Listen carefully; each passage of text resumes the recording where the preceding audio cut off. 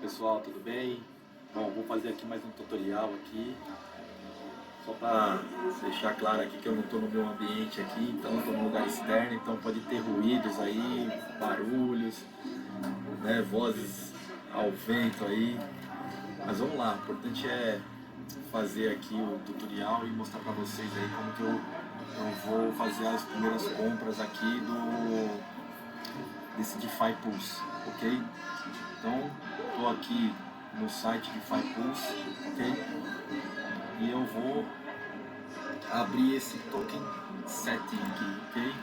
Carregou, ok? Eu vou conectar a minha carteira MetaMask aqui, ó. Fica aqui a minha carteira MetaMask e eu vou também fazer um tutorial sobre como abrir a carteira MetaMask aqui em seguida para vocês aí também, tá bom? A carteira já habilitou, já conectei aqui com a minha rede. E agora eu posso já fazer a compra, então eu vou vir aqui em Buy, tem um saldo de $264, eu posso comprar meio DAI, DIP, né? Meio DIP, ou um quarto do DIP, tá? Baseado naquilo que eu tenho aqui disponível. Eu vou colocar meio DIP aqui, tá? Vai aparecer aqui, né, o Ethereum, tá?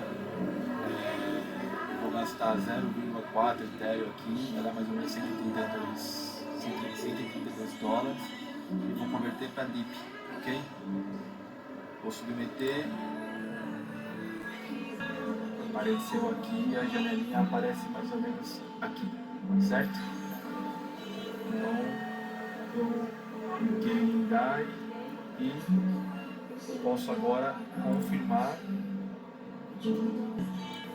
Vou conectar ela, exportar aqui, eu vou digitar aqui, aparece na minha Trezor, eu vou digitar meu PIN aqui, pedi para me confirmar na minha carteira, eu estou confirmando na minha carteira a transação e vai,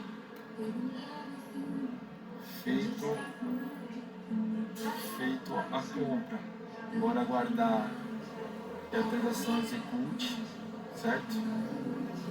A transação foi feita com sucesso, a DIP, tal.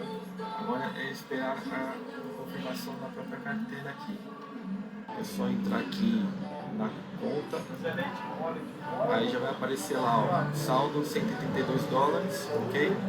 Esse aqui é o que eu tenho na minha conta e tudo que tem aqui já colocado aqui na composição.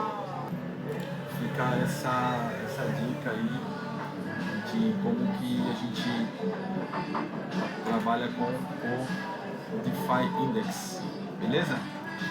Ficou aí esse tutorialzinho aí rápido, curto, tá?